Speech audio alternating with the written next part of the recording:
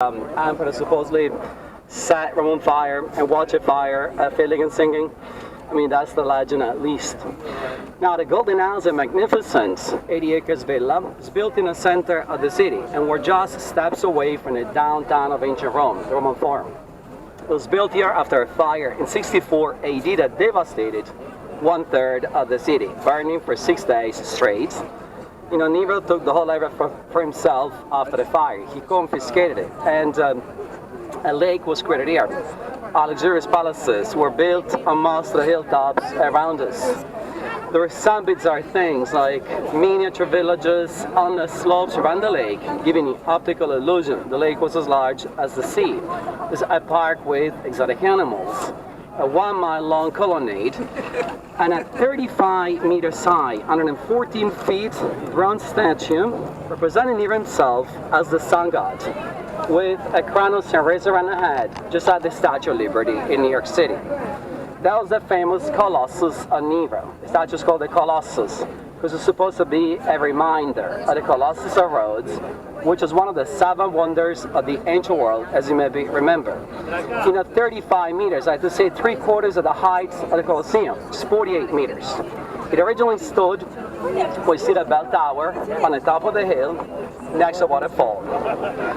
Nero enjoyed his beautiful new home for a few months only, then he killed himself. The upper classes of ancient Rome decided that Nero had to go, and the Senate declared Nero a public enemy.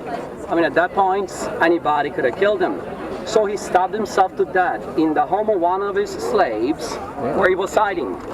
The fallen emperor Vespasian took over after a year-long civil war that followed Nero's death, during which, by the way, 2 other emperors were assassinated, and one again committed suicide.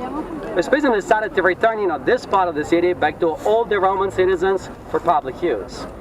A way for him to improve his public image, but at the same time, he wanted to remove every memory of Nero from the history of Rome. So the Colosseum became part of that plan. The Colosseum was commissioned by the Emperor Vespasian to offer free public entertainment to all the Romans.